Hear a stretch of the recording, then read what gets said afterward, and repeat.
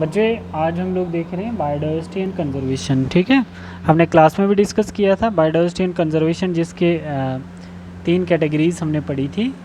एक होती है नैरोली यूटिलिटेरियन आर्ग्यूमेंट्स। क्या होता है, मतलब जहाँ पे हम डायरेक्ट फॉरेस्ट का या प्लांट्स का यूज़ करते हैं in the purpose of medicine as well as lubricant, tannin, firewood, fibre, construction. देखो सबसे पहला बोल रहा है कि यहाँ पर कैसे हम लोग देख रहे हैं कि जो नैरो यूटिलिटेरियन आर्ग्यूमेंट्स होते हैं वो क्या होते हैं। सिंपल आप लोग देखोगे, simple is that human derive economic benefits from the natural such as food, ठीक है, firewood, fibre, construction materials, industrial products like tannin, lubricant, dyes, resins, perfumes and other medicinal purpose।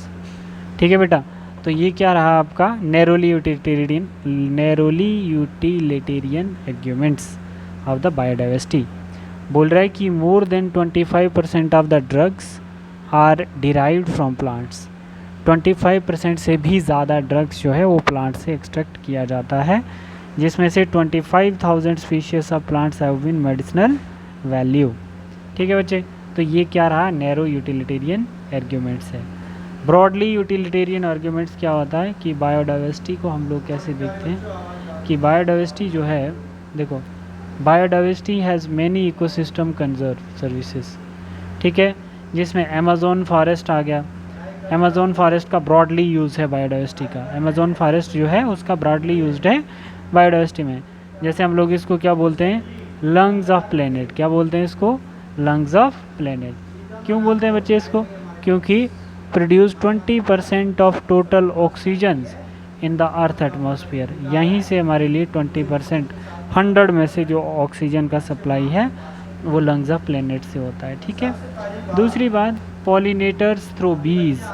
जैसे पॉलिनेटर बीज आ गए, बम्बल बीज आ गए, बर्ड्स आ गए, bats आ गए। ठीक है, these are the important contributions to conserve biodiversity. ठीक है, एस्थेटिक प्लेजर्स, कुछ लोग होते हैं जो डायरेक्ट ड्रग्स ले लेते हैं प्लांट से अपने एस्थेटिक प्लेजर के लिए। एस्थेटिक प्लेजर के लिए अपने मूड को कैम डाउन करने के लिए ड्रग्स को लिया जाता है ना, लाइक एडिक्शन। ठीक है बेटा, अब देखो दूसरी बात यहाँ पे हम देखेंगे, every species has ethical arguments. देखो अब देखते हैं हम लोग एथिकल आर्ग्यूमेंट्स। एथिकल आर्ग्यूमेंट्स में हम लोग क्या देखते हैं, जैसे हमने बोला था कि इसमें सिंपल हम लोग क्या बात करते हैं, जैसे every species as intrinsic value. हर एक स्पीशीज की एक अपनी जगह इम्पोर्टेंस है। ठीक है, उसकी अपनी वैल्यू है। We have to moral duty to care for their well being. और हर एक एस्थेटिक स्पीशीज को प्रोटेक्ट करना हमारी एक मॉरल ड्यूटी है, क्योंकि किसी भी रिलीजियस के सेंटिमेंट्स को ठेस पहुंचाना वो अच्छी बात नहीं होती है। ठीक है, देखो दूसरा, biodiversity conservation is of 2 types. Biodiversity conserve हम 2 तरीक़ों से करते हैं, in situ conservation that is on site, और ex situ conservation that is off site. ठीक है बच्चे, अब हम लोग यहाँ पे क्या देखते हैं, हम लोग यहाँ पे देखते हैं इंसिटिव कंजर्वेशन क्या होता है। In situ conservation on site, it means it is the conservation of genetic resource within the natural और human made ecosystem in which they occurs. ठीक है, तो उसको हम लोग क्या बोलते हैं, इंसिटिव कंजर्वेशन बोलते हैं। अगर नेचुरल हैबिटेट में ही हम ऑर्गेनिजम्स को ग्रो करवा रहे हैं तो उसको हम लोग क्या बोलते हैं, इंसिटिव कंजर्वेशन। ठीक है, that is protected area such as national park. जो प्रोटेक्टेड एरिया होता है वो इंसिटिव ऑन साइट होता है। ठीक है, सेंचुरीज जो होती हैं वो इंसिटिव है। National park, sanctuaries, biosphere reserve, ठीक है, cultural landscapes, natural monuments, these are all the example of on site habitation of organisms. National park में देखो आप लोग बच्चे, नेशनल पार्क क्या होता है, strictly reserve for the welfare of the wildlife where private ownership, cultivation, grazing etcetera strictly prohibited. National park में government of India ने स्ट्रिक्टली प्रोहिबिटेड माना होता है कि कोई ऐसे ग्रेजिंग एनिमल्स लेके कल्टिवेशंस के लिए नहीं जा सकता। ठीक है, जैसे हमारे पास एक इम्पोर्टेंट सा क्या है, अराविकुलम नेशनल पार्क इन केरला। कहाँ पे बच्चे? अराविकुलम इन नेशनल पार्क इन केरला। तो ये आपको याद रखना है कि अराविकुलम नेशनल पार्क इन केरला जो है वो क्या है, नेशनल पार्क की एग्जाम्पल है। दूसरा, सेंचुरी की एग्जाम्पल क्या है? Periyar wildlife sanctuary in Kerala, Periyar wildlife sanctuary in Kerala.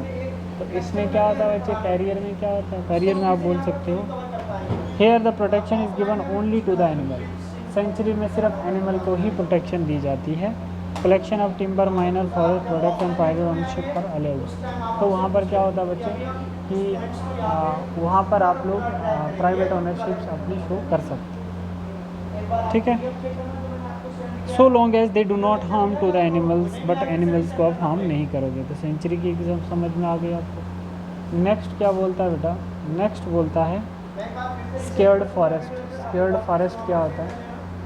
Scared forest क्या होता है? Sacred forest, sacred forest fragment which are commonly, है ना, कॉमनली, समझ रहे हो बच्चे? कॉमनल लोग होते हैं कुछ, है ना, commonly protected based religious belief रखते हैं बहुत सारे प्लांट्स पे। ये मेरी पूजा का प्लांट है, ये इसका है, ये ऐसा है, ये मेरे रिलीजियस फेथ है, इसका उसका रिलीजियस फेथ है इस पर। तो वो क्या होता है बच्चे? Protected based on the religious belief. जैसे स्केयर्ड ग्रूव्स इन खासी एंड जहांतिया हिल्स, इस जगह पे एक स्केयर्ड ग्रूव है किसका? प्लांट का, मेघालय में। दूसरा, अरावली हिल्स हैं ऑफ राजस्थान, राजस्थान में एक अरावली हिल है, वहाँ पर बहुत सारे प्लांट्स हैं, उनको प्रोटेक्ट करके रखा है। Western Ghat region of Karnataka and Maharashtra, ठीक है, उन रीजन्स पे भी बहुत सारी बायोडाइवर्सिटी को प्रोटेक्ट करके रखा है। किसके बेस पे? स्केयर्ड फॉरेस्ट के बेस पे, ठीक है। अच्छा, सरगुजा चंडा बास्टर एरिया इन मध्य प्रदेश, ठीक है, Surguja Chanda and Bastar area in Madhya Pradesh. तो ये एरिया आपको याद रखना है कि कौन कौन सा स्केयर्ड फॉरेस्ट एरिया है, जिसको रिलीजियस बिलीफ पे प्रोटेक्ट करके रखा हुआ है, ठीक है बच्चे। देखो, India has 14 biosphere reserve, 90 national park and 448 wildlife sanctuary. अब देखते हैं ex situ conservation means off site. Ex situ conservation का मतलब क्या होता है? Off site. देखो, it is the conservation of organism outside their habitat. उसके हैबिटेट से बाहर जाके उसको अगर हम प्रोटेक्ट कर रहे हैं तो उसको हम क्या बोलते हैं? Ex situ conservation. That is genetic resource centre, genetic resource centre, zoological park, ठीक है, wildlife safari parks, botanical garden, ठीक है, जीन बैंक, क्रायो प्रिजर्वेशन, ये सब आपकी एग्जांपल है एक्सिटिव कंजर्वेशन की, ठीक है बच्चे। तो ये सब हम लोग क्या बनाते हैं? किसी भी ऑर्गेनिज्म को नेचुरल हैबिटेट से निकाल के जो मैन मेड हैबिटेट होता है ऐसा बनाते हैं हम लोग, और उसमें हम ऑर्गेनिजम्स को सर्वाइव करवाते हैं। What is hotspot? बहुत इंपॉर्टेंट है। हॉटस्पॉट क्या होता है? हॉटस्पॉट बच्चे वो एरिया होता है, हॉटस्पॉट वो रीजन होता है जहाँ पर स्पीशीज रिचनेस आपको ज़्यादा दिखे, या तो वहाँ पर एक्सटेंशन बहुत ज़्यादा हो, ठीक है। बोल क्या रहा है? These are the regions with a very high species richness, high degree of endemisms, but most threatened, ठीक है बच्चे। जहाँ पर वैरायटी ज़्यादा हो एरिया में उसको हम लोग क्या बोलते हैं? हॉटस्पॉट एरिया बोलते हैं।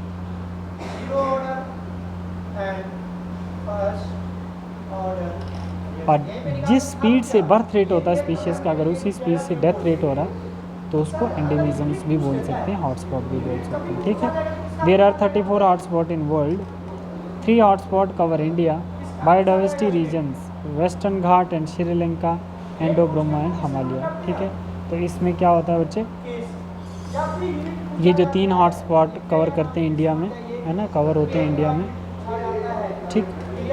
नेक्स्ट आपका क्या बोल रहा है? नेक्स्ट बोल रहा हूँ, all hotspot together cover less than 2% of earth land area, but the region richness is extremely high, production of hotspot reduce ongoing extension by 30%, ठीक है। International effort of conserving biodiversity, क्या एफर्ट्स हैं international के government के biodiversity को conserve करने के लिए? The earth summit or convention of biological diversity, Rio de Janeiro 1992। इन्होंने 3 ऑब्जेक्टिव रखे थे, कंजर्वेशन ऑफ बायोडाइवर्सिटी, ठीक है, sustainable use of biodiversity and sharing benefit arising from the genetic resources. ठीक है, सस्टेनेबल होता है नेक्स्ट जनरेशन में कैसे यूज़ होगा, एक ये ऑब्जेक्टिव था। कंजर्वेशन ऑफ बायोडाइवर्सिटी, बायोडाइवर्सिटी को कैसे प्रोटेक्ट किया जाता है। शेयरिंग ऑफ बेनिफिट, मतलब क्रॉस ब्रीड कैसे की जा सकती है और स्पीशीज़ को मेंटेन कैसे रखा जा सकता है। ठीक है बच्चे, देखो नेक्स्ट हम लोग बोल सकते हैं यहाँ पे